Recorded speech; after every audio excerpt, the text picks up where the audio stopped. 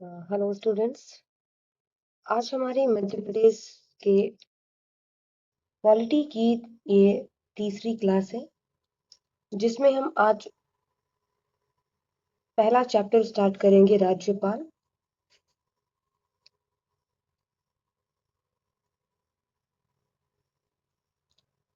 अभी तक हमने इस सीरीज में पिछले पिछले लेक्चर में हमने देखा था कि हमारा जो रोड मैप है वो क्या होने वाला है। हमने जो है वो बेसिक कॉन्स्टिट्यूशन को देखा था, और जिसमें हमने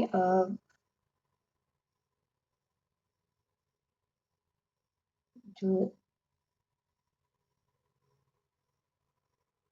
संविधान के बेसिक टर्म्स देख लिए थे। आज के इस लेक्चर में, आज के क्लास में हम जो है वो बात करेंगे किसके बारे में। तो हम बात करेंगे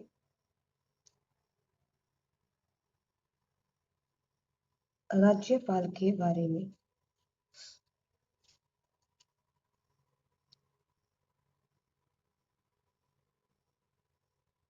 तो जैसा कि आप हम पहले आपको सिलेबस पे थोड़ा सा ले चलेंगे कि ये जो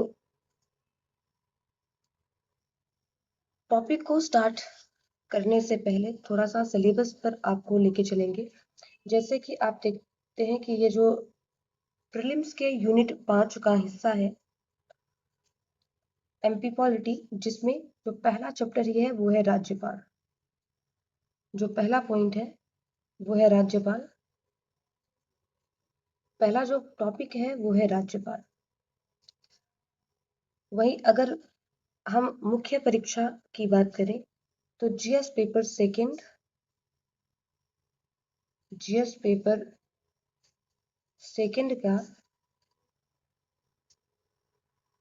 पेपर सेकंड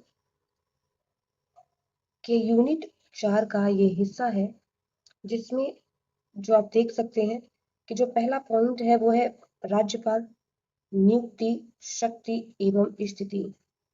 तो राज्यपाल के बारे में 3 चीजें इसमें पूछी है कि राज्यपाल की नियुक्ति, उसकी शक्तियां क्या क्या है, और उसकी जो है वो स्थिति क्या है राज्य में, संवैधानिक स्थिति उसकी क्या है। तो सिलेबस के इस भाग को हम अगले आने वाले 2 लेक्चर्स में कवर करेंगे, और आपको राज्यपाल से जितने भी प्रीलिम्स के कॉन्सेप्ट हो सकते हैं, फैक्ट हो सकते हैं वो, और वहीं मेंस के पर्सपेक्टिव से भी इसके बारे में सारी चीजें आपको इस लेक्चर में मिलेंगी। पीडीएफ के लिए आप डिस्क्रिप्शन में दिए गए टेलीग्राम चैनल को ज्वाइन कर सकते हैं। साथ ही ये क्लासेस डेली आपको सैटरडे और संडे को मिलेंगी। तो आगे बढ़ते हैं और इसको स्टार्ट करेंगे। अभी तक हमने कहाँ तक पढ़ा है? तो जैसे कि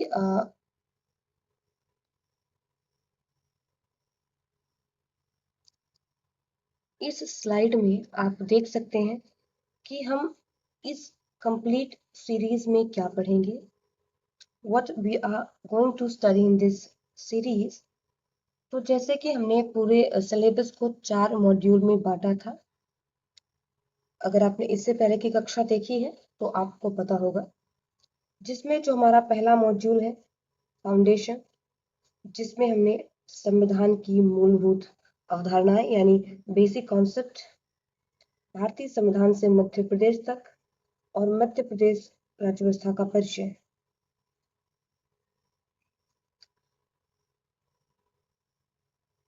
यहाँ पे जो मध्य प्रदेश राज्य व्यवस्था का परिचय है, आज इस टॉपिक को हम यहाँ पर लेंगे। यानी आज का जो आपका टॉपिक है वो है introduction of India Madhya Pradesh polity. साथ ही साथ हम आज मॉड्यूल 2 के राज्य सरकार का पहला जो टॉपिक है हमारा, राज्य की कार्यपालिका, इसको हम स्टार्ट करेंगे। तो आज आप 2 पॉइंट यहाँ पर देखेंगे, ये और ये। अब आप अगर मॉड्यूल 2 को देख सकते हैं तो ये रहा, जिसमें हम राज्य सरकार यानी कि स्टेट गवर्नमेंट की चर्चा करेंगे।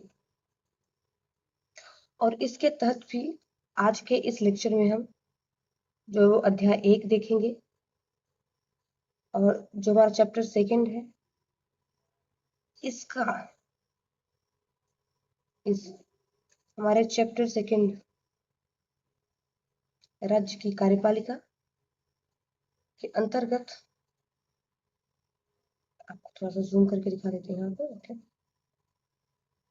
तो जैसा कि राज्य सरकार का अध्याय 1, अध्याय 2 एक कवर करेंगे। अध्याय 2 का जो पहला पॉइंट आप यहाँ पे देख सकते हैं, जिसमें हम क्या पढ़ेंगे, राज्यपाल, जिसमें हम पढ़ेंगे राज्यपाल। तो आज के इस टॉपिक में हम इसे जो है स्टार्ट करने वाले हैं।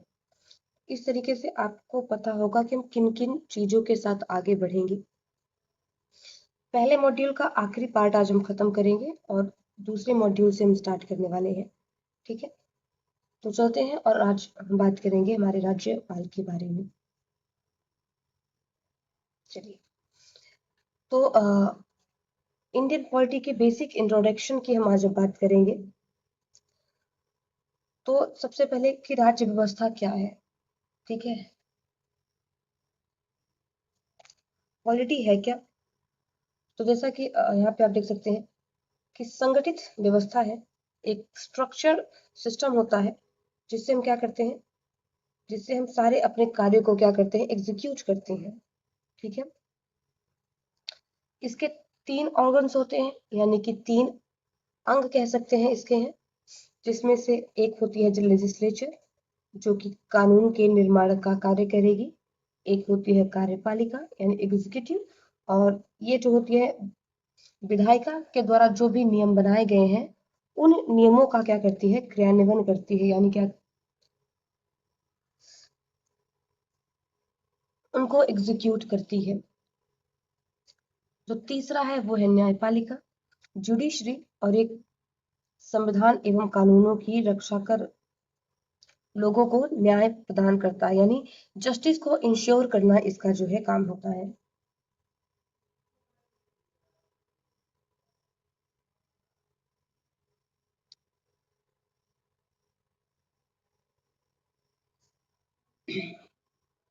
आगे देखेंगे कि मध्य प्रदेश की विधायिका और कार्यपालिका के बारे में। लेजिस्लेचर क्या है, तो इसका कार्य है नियमों एवं कानून का निर्माण करना, to make laws for the state.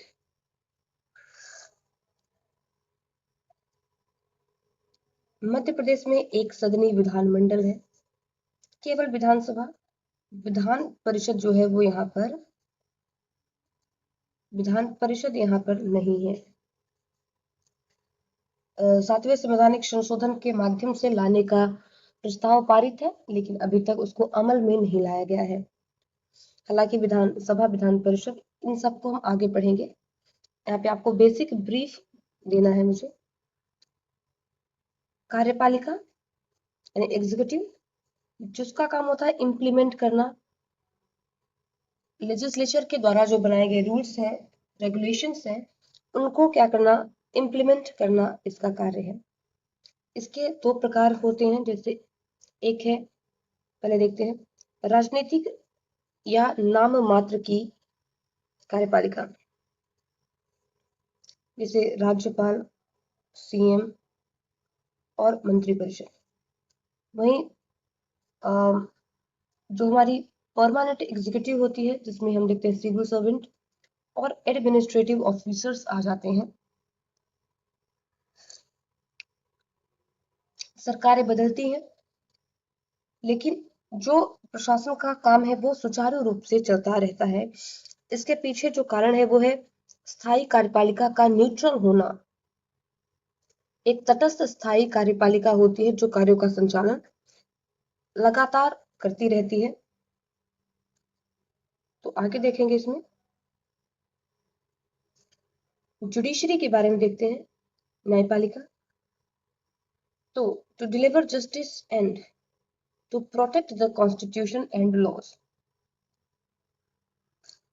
जिसमें हम देखते हैं कि हाई कोर्ट आ जाता है जो कि जबलपुर में स्थित है, और इसके बाद आ जाते हैं डिस्ट्रिक्ट एवं सबऑर्डिनेट कोर्ट्स। मध्य प्रदेश के विधानसभा की बात करेंगे, लेजिस्लेटिव असेंबली।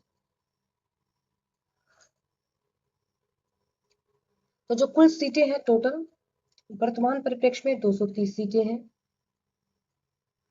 जिसमें से रिजर्व सीट कितनी है तो 35 है एससी के लिए, और वहीं एसटी के लिए 47 सीटें रिजर्व की गई है। टोटल जो 82 है वो आरक्षित सीटें हैं, यानी कि रिजर्वेशन इन पर है, और वहीं 148 सीटें हैं जो कि अनारक्षित है, और ये यूआर कैटेगरी में आती हैं। as we know कि जब भी हम बात करते हैं रिजर्व कैटेगरी का, इसका मतलब है कि रिजर्व कैटेगरी में की सीट के लिए इलेक्शन फॉर्म वही भरेगा जो उस संबंधित कास्ट से हो या उस संबंधित, जैसे एसटी एससी से है। लेकिन जब हम अनरिजर्व सीट की बात करते हैं तो एसटी एससी का जो बंदा है, जो भी व्यक्ति है, वो इस सीट से चुनाव लड़ सकता है। फिर ये 4 जिले इंपॉर्टेंट है। 4 जिले ऐसे हैं जिनकी सभी सीटें विधानसभा की एसटी के लिए आरक्षित हैं। ये सीटें कौन सी हैं?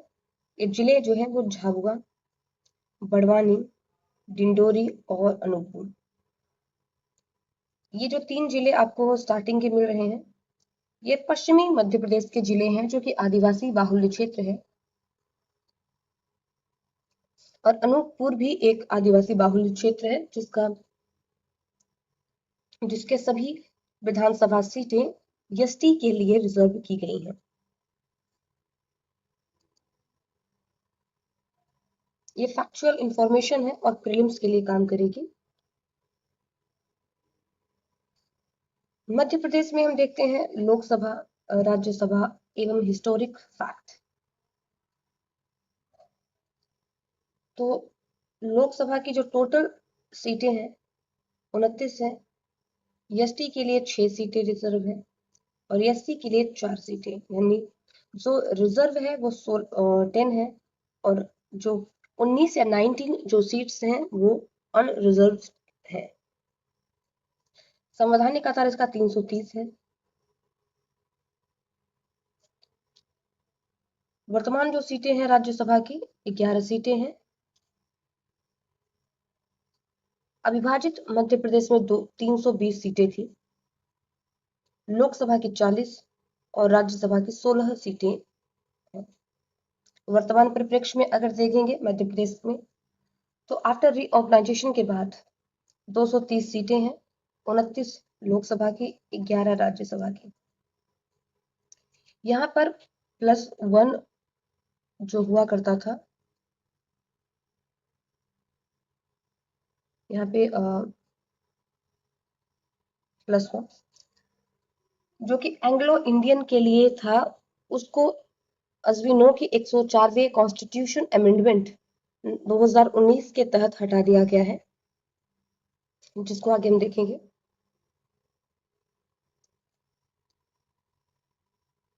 अब देखते हैं कि कुछ कॉन्स्टिट्यूशन के जो आर्टिकल्स हैं उनसे जुड़ा। तो आर्टिकल 330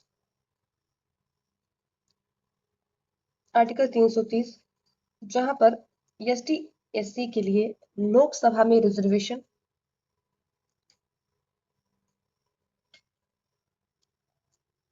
331 में एंग्लो इंडियन के लिए लोकसभा में नामांकन, जिसे करंटली जो है ओमिटेटेड किया जा चुका है, यानी वर्तमान में क्या है, समाप्त हो चुका है, इसे निरसित कर दिया गया है। 332 में विधानसभा में एसटी एससी, और 333 में विधानसभा में एंग्लो इंडियन है। तो ये आर्टिकल्स प्रीलिम्स के लिए इंपॉर्टेंट है, इन्हें हम याद रखेंगे। तो अभी तक जो है हमने मॉड्यूल 1 का जो हमारा मॉड्यूल 1 था, उसके अंतर जो मध्य प्रदेश की राज्य व्यवस्था का परिचय था, उसे हमने देख लिया है एक बेसिक तौर पे। और अब हम जो है वो राज्य सरकार के पहले भाग के रूप में आगे बढ़ जाते हैं। जैसे कि हमने देखा था कि 6 अध्याय हैं। अगर एक सेकंड आपको मैं पीछे लेके चलूं ताकि आप कनेक्ट कर सकें, तो ये मॉड्यूल 2 है, जिसमें आप देखते हैं कि ये अ, राज्य सरकार, जिसमें यहाँ पे 6 अध्याय आपको दिख रहे हैं कि यहाँ पे जो है वो 4, 5 और 6 अध्याय हैं, जिसमें से हम पहले अध्याय की ओर बढ़ेंगे। और इसी 6 अध्याय के माध्यम से आपका जो कंप्लीट सिलेबस है, इनको छोड़ दें तो आपका कंप्लीट सिलेबस यहाँ से जो है वो ऑलमोस्ट 90% कवर हो जाएगा। तो सेकेंड मॉड्यूल बहुत इंपॉर्टेंट है। और अब हम अपने सेकेंड मॉड्यूल के तरफ चल रहे हैं। हम बात करते हैं सबसे पहले अध्याय 1, जो कि हमारा पहला चैप्टर है भाग 1 का। तो संविधान का जो भाग 6 है, उसका पहला चैप्टर आता है, जिसमें है राज्य की परिभाषा, डेफिनेशन ऑफ स्टेट। इस अध्याय में एकमात्र आर्टिकल हमें देखने को मिलता है, वो है अनुच्छेद 152, आर्टिकल 152, जो कि कहता है कि राज्य भारत संघ के अंतर्गत आने वाली ऐसी इकाइयां हैं जिनके पास, यानी state is a unit with in the union of India which has, तो जिनके पास पॉपुलेशन होगा, एक डिफाइंड टेरिटरी यानी एक निश्चित एरिया है, और अपनी सरकार है। लेकिन सोवरेनिटी यानी कि संप्रभुता जो है इनके पास नहीं है। क्या नहीं है? तो जो संप्रभुता है वो इनके पास नहीं है। एमपी में हम देखते हैं कि ऑफकोर्स हमारे पास जनसंख्या है 2011 के अनुसार 7,08,000। जनसंख्या जो है वो 2011 के अनुसार 7,26,26,809। एक निश्चित भूभाग है जो कि एक निश्चित जो है एरिया भी हमारे पास है, जिसमें अगर हम देखें तो 3,08,252 वर्ग किलोमीटर का जो एरिया है वो हमारे पास है। सरकार भी है, तो हमारे पास जो है अभी 16वीं विधानसभा चल रही है, लेकिन संप्रभुता नहीं है हमारे पास। इस संदर्भ में देख लेते हैं कुछ चीजें कि जो संप्रभुता नहीं है उससे जुड़ा एक आर्टिकल देखेंगे कि भारत संविधान का जो आर्टिकल 1 है, कहता है कि भारत अर्थात इंडिया राज्यों का संघ है, यूनियन ऑफ स्टेट। ठीक है, जिसके मायने हैं कि भारत संघ से पृथक होने का अधिकार नहीं है। तो मैंने यहाँ पे इस फैक्ट को इसमें मेंशन कर दिया है, ताकि आप जब भी पीडीएफ को पढ़े तो आपको समझ आ जाए। यहाँ पर मैंने लिखा है कि संप्रभुता है, और ये जो आर्टिकल 1 कह रहा है कि पृथक होने का अधिकार नहीं है, यही है आर्टिकल का 1। और 152 में ये परिलक्षित होता है, क्योंकि हमारे पास संप्रभुता नहीं है।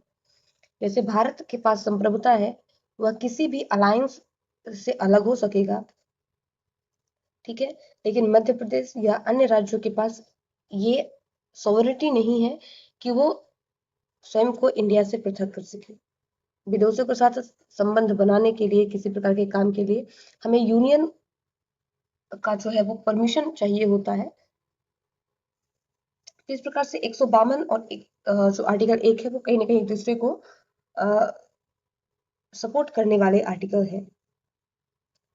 अब इसके बाद हम अगले चैप्टर में देखेंगे।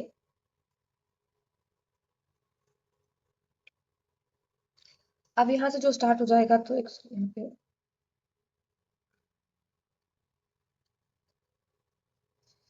ये जो है वो क्या है, तो ये चैप्टर 2 है। ठीक है,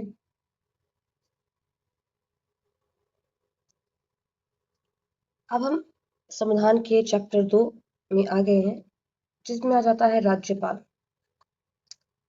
इसमें राज्यपाल, मुख्यमंत्री, मंत्री परिषद और महाधिवक्ता को पढ़ेंगे। तो सबसे पहले बात करते हैं राज्यपाल।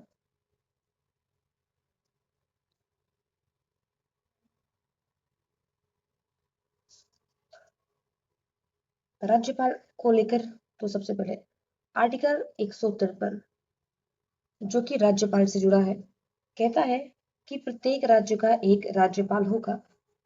7वां संवैधानिक संशोधन के द्वारा 2 या 2 से अधिक राज्यों में एक ही राज्यपाल की नियुक्ति। कारण है इसके पीछे का कि पहले क्या था कि मिनिमम स्टेट थे, तो एक एक गवर्नर को अपॉइंट किया गया था। लेकिन 7वें संवैधानिक संशोधन के माध्यम से जब 14 राज्य और 6 यूटी का गठन किया गया, तो प्रत्येक राज्य के लिए अलग अलग गवर्नर की जगह या आवश्यकता पड़ने पर 2 राज्यों के लिए एक ही गवर्नर को नियुक्त किया जा सके, इसलिए 7वें संशोधन के माध्यम से आर्टिकल 153 में ये जोड़ा गया है। विशेष फैक्ट की बात करें तो प्रशासनिक सुविधा के लिए है, ताकि अतिरिक्त विभाग के रूप में 2 राज्यों का कार्यभार एक को सौंपा जा सके। आर्टिकल 154 कहता है राज्य की कार्यपालिक शक्ति का प्रधान होगा। ठीक है, राज्य की कार्यपालिक का संवैधानिक एवं औपचारिक प्रधान होता है। संवैधानिक क्यों? क्योंकि आर्टिकल 154 कहता है कि कार्यपालिका का प्रधान है, लेकिन यह केवल नाम मात्र का प्रधान होता है, औपचारिक प्रधान होता है, व्यवहारिक प्रधान नहीं होता है। केंद्र सरकार के प्रतिनिधि के रूप में कार्य करता है। गवर्नर स्टेट में केंद्र सरकार का एजेंट होता है। ठीक है, आर्टिकल 154 के क्लॉजेस देखेंगे तो 154 का क्लॉज 1 कहता है कि समस्त कार्यपालिक शक्ति राज्यपाल में निहित होगी। इनका प्रयोग डायरेक्ट कर सकेगा या अपने अधीनस्थ अधिकारियों के माध्यम से करेगा। दूसरा जो है कहता है कि विधानमंडल द्वारा 154 क्लॉज 2, विधानमंडल द्वारा बनाई गई विधियों के अनुसार जो राज्यपाल की कार्यपालिक शक्ति का प्रयोग किया जाएगा। यानी राज्यपाल अपनी शक्तियों का प्रयोग उसी तरीके से करेगा जिस प्रकार से विधानमंडल विधि अथवा नियम का निर्माण करेगा। ठीक है, तो पहले तो आर्टिकल 154 एक क्लियर करता है कि शक्ति का प्रयोग जो है प्रत्यक्ष और अप्रत्यक्ष रूप से कर सकता है अधिकारियों के माध्यम से। ठीक है, लेकिन 154 का क्लॉज 2 ये कहता है कि विधानमंडल जो विधि बनाएगा उसी के अधीन रहकर वह अपनी शक्तियों का प्रयोग कर सकेगा।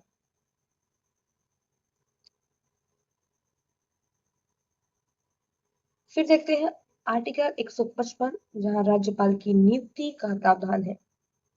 आर्टिकल 155 में नियुक्ति दी गई है।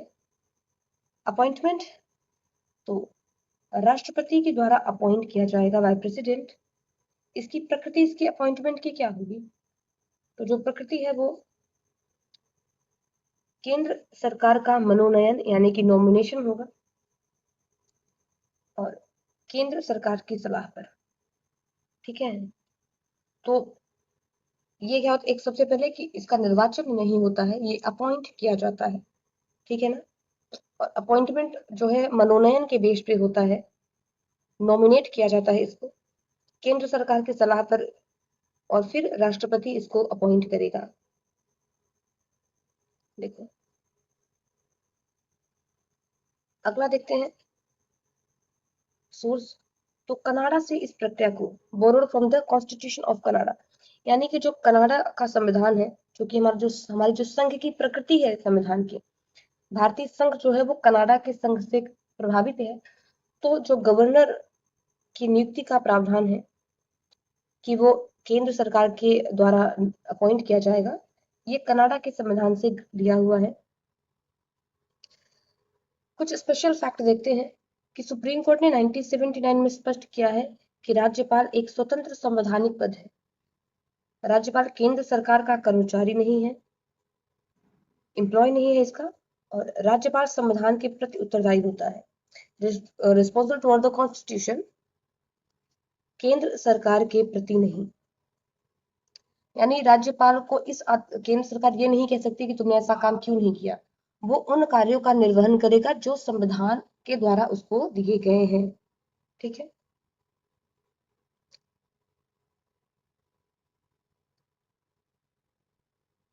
फिर बात करते हैं राज्यपाल का कार्यकाल। तो टेन्योर क्या है इसका जो कार्यकाल है, आर्टिकल 156 में इसका जो कार्यकाल है दिया गया है, आर्टिकल 156।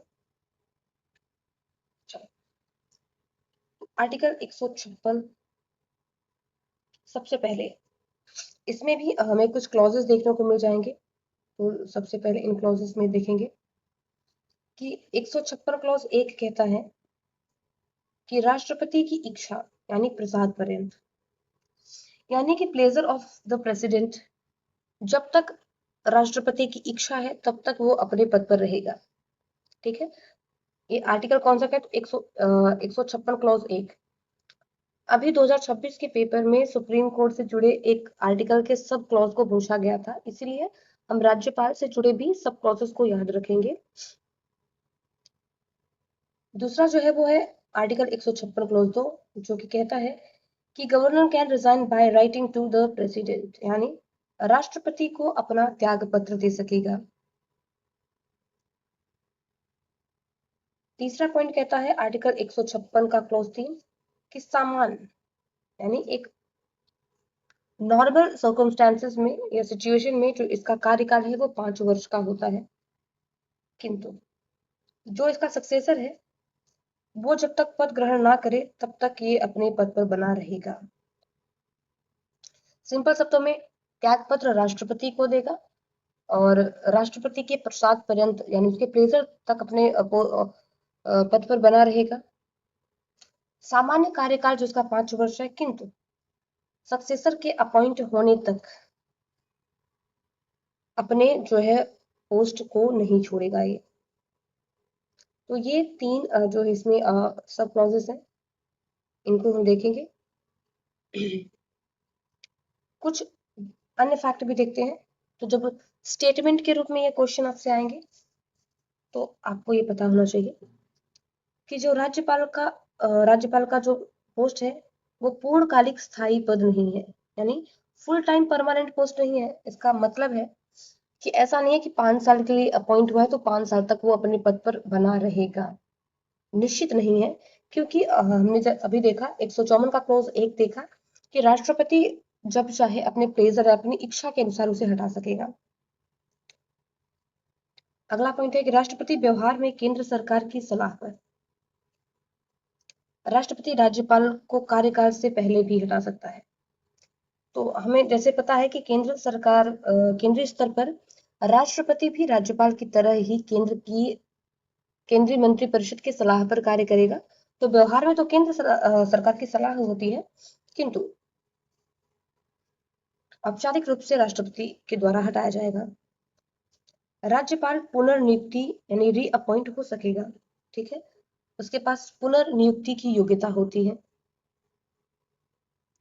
यदि किसी राज्य में राज्यपाल का जो की पोस्ट है वो वेकेंट हो जाए या अनुपस्थित हो तो राज्यपाल का अस्थायी व्यवस्था यानी एक जो टेम्पररी या एक्टिंग राज्यपाल के तौर पर राष्ट्रपति ये व्यवस्था कर सकते हैं। हालांकि संविधान के आर्टिकल में मेंशन नहीं है कहीं पर, लेकिन ऐसा है कि इसके द्वारा जो है किया जाएगा। राज्यपाल को हटाने की कोई महाभियोग, इसके संबंधित एक आर्टिकल है, आगे वो आर्टिकल मेंशन होगा, आई थिंक 160 अराउंड समथिंग। राज्यपाल को हटाने के लिए महाभियोग यानी इम्पीचमेंट या अन्य संवैधानिक प्रक्रिया निर्धारित नहीं की गई है। यानी संविधान में या व्यवहार में भी इस प्रकार की किसी भी प्रक्रिया का उल्लेख नहीं है। साथ ही देखते हैं कि राज्य या विधानमंडल राज्यपाल को हटा नहीं सकते हैं। तो स्टेट अगर चाहे तो भी राज्यपाल को हटा नहीं सकता है, ये उसके प्राधिकार में नहीं आती। आई होप इसके सारे टर्म्स आपको क्लियर हो गए होंगे। ये स्टेटमेंट बेस्ड क्वेश्चन बन सकते हैं, तो इन्हें हम अच्छे से क्या करेंगे, देखेंगे। फिर अध्याय 2 जिसमें हम राज्य की कार्यपालिका के तहत जो टॉपिक है राज्यपाल को कवर कर रहे हैं। तो अगला आर्टिकल है 157, जहां पर क्वालिफिकेशंस ऑफ गवर्नर दिया गया है। क्वालिफिकेशंस ऑफ गवर्नर, तो जो सबसे पहली क्वालिफिकेशंस है वही है कि he must be a citizen of India. क्या होना चाहिए उसे भारत का नागरिक होना चाहिए। अभी एक स्टेटमेंट अगर आपको दूं कि राज्यपाल जन्म से भारत का नागरिक यानी जन्म के आधार पर भारत का नागरिक होना आवश्यक है, तो ये नहीं है। केवल जन्म से होना आवश्यक नहीं है, ठीक है। नागरिकता एक्ट 1955 का जो अधिनियम है, उसके तहत जो 5 प्रकार से नागरिकता ग्रहण की जा सकती है भारत की, उनमें से किसी भी वैध तरीके से वो अगर है तो राष्ट्रपति और राज्यपाल। राष्ट्रपति के लिए भी सेम ही कंडीशंस है, जन्म के बेस पर सिटीजन ऑफ इंडिया होना उसके लिए इम्पोर्टेंट नहीं है। तो दूसरी है वो है कि 35 वर्ष या उससे अधिक की एज हो, एटलीस्ट 35 ईयर का होना ही चाहिए। कुछ जो है कन्विक्शन यानी कुछ परंपराएं परिपाटियां चली आ रही हैं, जिसमें हम देखते हैं कि किसी अन्य राज्य का होना चाहिए।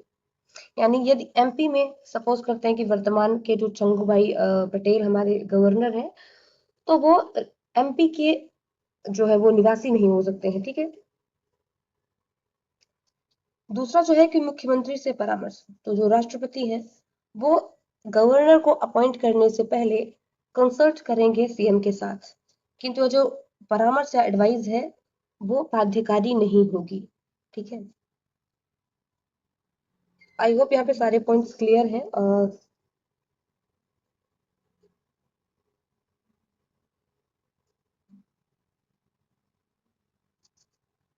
ये क्विक रिवीजन के लिए है जिसको आप देख सकते हैं। आगे देखते हैं कि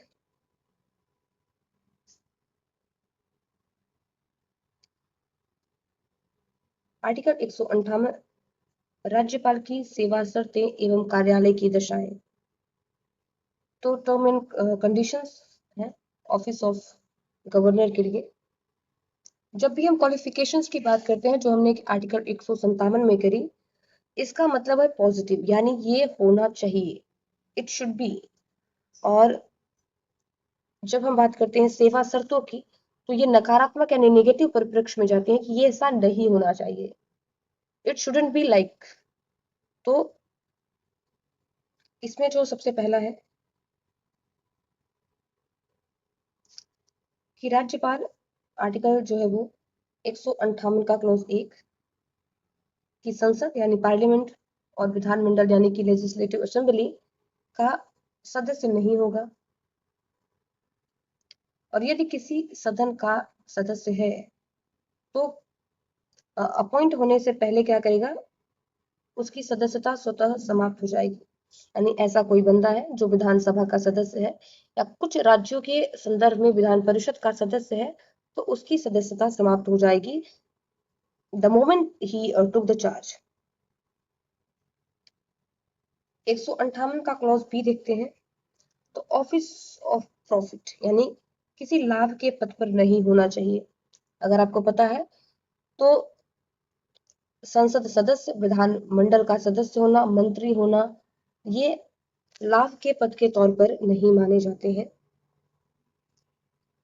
आर्टिकल 158(3) की वेतन भत्ते और अन्य जो सुविधाएं हैं, जो इनको अकोमोडेशन मिलता है, जो भी इनको अलाउंसेस मिलते हैं, इसका जो निर्धारण है यानी इसको डिटरमाइन कौन करेगा, वो संसद करेगी, ठीक है। जबकि इनका जो भुगतान है वो राज्य की संचित निधि से यानी consolidated fund of Madhya Pradesh के माध्यम से इसको जो वेतन दिया जाएगा, किंतु कितना वेतन दिया जाएगा इसका जो निर्धारण है वो संसद करेगी। 158 3A 158 क्लॉज 3A कहता है कि जब दो या दो से अधिक राज्यों में एक राज्यपाल को अपॉइंट किया जाएगा तो उसको जो वेतन भत्ता मिलेगा वो राष्ट्रपति द्वारा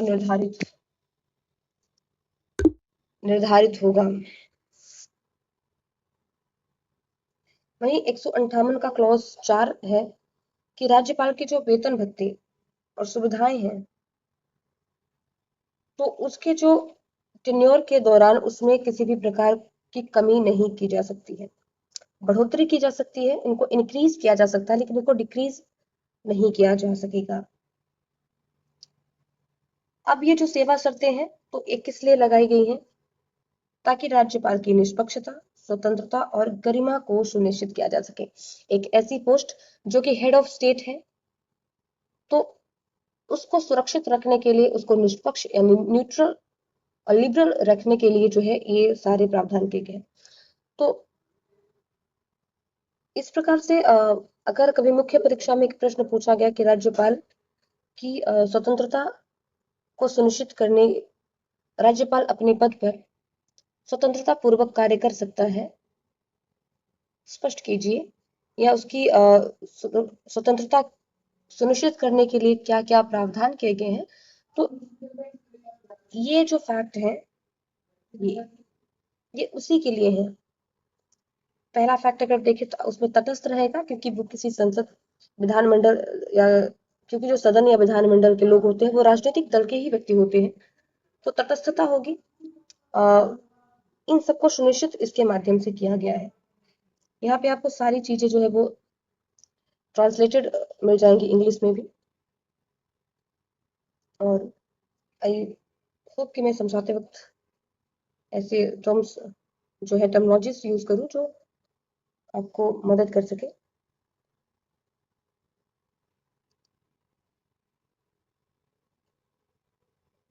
फिर जो अगला है, जैसे कि हम अध्याय 2 राज्य कार्यपालिका के तहत राज्यपाल को पढ़ रहे हैं, जिसमें अब हम आर्टिकल 159 राज्यपाल की शपथ के बारे में पढ़ेंगे। तो राज्यपाल को पद एवं गोपनीयता की शपथ, oath of office and secrecy जो है वो, पहला, संबंधित राज्य के राज्यपाल हाई कोर्ट के चीफ जस्टिस द्वारा दिलाई जाएगी। यदि वो अनुपस्थित है तो जो वरिष्ठतम सीनियर मोस्ट जो वहां के जज होंगे उनके द्वारा ओथ जो है वो दिलाई जाएगी। इंपॉर्टेंट है यहाँ से कि जो इनके शपथ का प्रारूप है, ठीक है ना, वो तीसरी अनुसूची में दिया गया है। ठीक है, अगला आर्टिकल 160 आकस्मिक परिस्थितियों में राज्यपाल के कार्य। तो जो कंटीजियस सर्कमस्टेंसेस हो सकते हैं उसमें जो फंक्शंस क्या होंगे, हमने भी पिछले टाइम पे अभी थोड़ी देर पहले मेंशन किया था कि इस प्रकार का एक आर्टिकल है कि यदि कार्यवश राज्यपाल अपने कर्तव्य का निर्वहन करने में असमर्थ हो जाए, ठीक है, अगर वो अनेबल है या और उसका पद वेकेंट हो जाए तो राष्ट्रपति आवश्यक व्यवस्था कर सकते हैं, ये कहता है संविधान।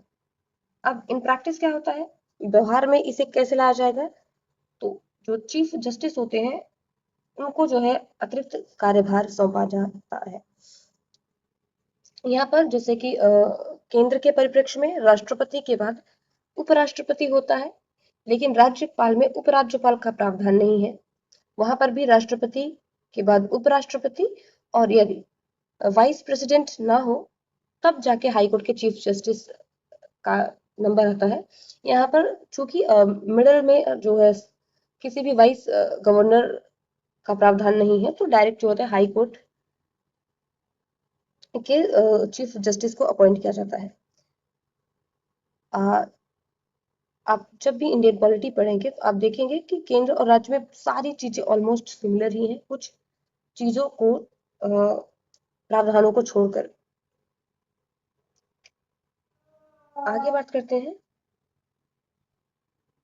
राज्यपाल की क्षमादान शक्तियां। पार्डन पावर ऑफ गवर्नर, तो ये एक क्या है, एक प्रकार की न्यायिक शक्ति होती है, ये एक जुडिशरी पावर है कि राज्य कार्यपालिक शक्ति के अंतर्गत आने वाले विषयों के संदर्भ में दिए गए दंड से को क्या कर सकता है, क्षमा कर सकता है। लघुकरण यानी कम्यूटेशन, रिमिशन कर सकता है, रेस्पाइट कर सकता है, और रिप्राइव या स्थगन या विलंबन उसके संदर्भ में कर सकेगा। यह राज्य कानूनों के अधीन वाले दंडों पर ही लागू हो सकती है, केंद्र के शक्तियों के अधीन ये काम नहीं करती। अब देखते हैं यहाँ पर कि राष्ट्रपति और राज्यपाल की जो क्षमादान शक्तियां हैं उनमें अंतर क्या है। तो पहले आर्टिकल देखेंगे, तो राष्ट्रपति आर्टिकल 72 और राज्यपाल आर्टिकल 161 के तहत। लागू क्षेत्र जो है वो केंद्र की कार्यपालिक शक्ति द्वारा के कानूनों द्वारा दिए गए दंड पर लागू। चलो हम आज जितना एग्जाम्पल को देखें।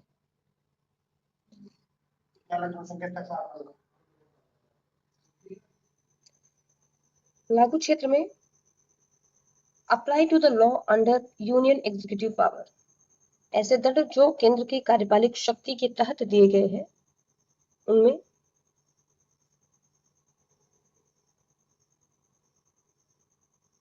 यहाँ पे कार्यपालिक शब्द थोड़ा सा गलत मुझे लग रहा जा रहा है। जो केंद्र की विधानों के तहत जो दिए गए हैं उनमें, और राज्य के विधानों के अधीन दिए गए दंडों पर ये लागू होते हैं।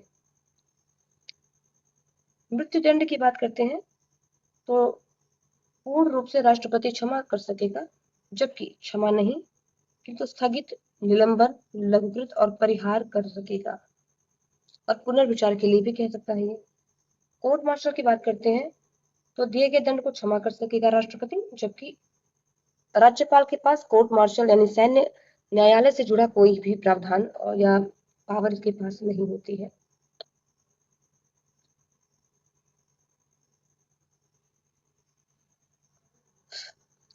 ये जो आर्टिकल है वो यहाँ से जुड़ा हुआ नहीं है, किंतु सीक्वेंस नहीं तोड़ना चाहते, इसीलिए यहाँ पर इसको बताया जा रहा है कि आर्टिकल 162 राज्य की कार्यपालिक शक्ति का विस्तार, extended of executive power of state.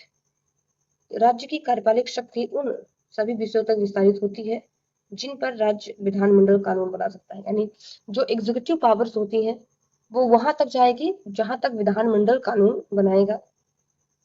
यह मंत्रिपरिषद की सलाह पर राज्यपाल के माध्यम से कार्यान्वित होती है। देखो, जो पार्लियामेंट है वो कानून बना करके इनकी जो कार्यपालिक शक्तियां हैं इनको निर्धारित या विस्तारित कर सकेगा।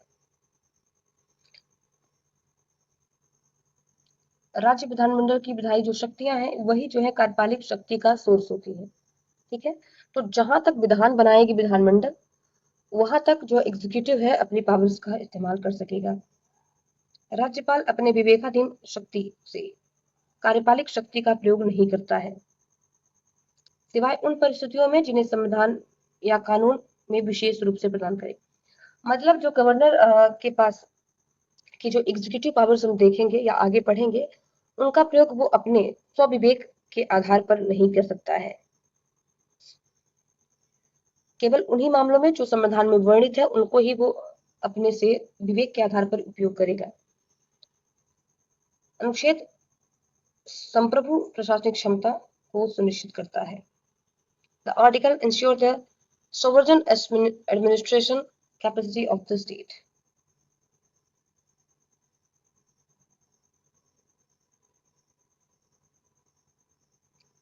आज के प्रैक्टिस कॉर्नर में हम देखेंगे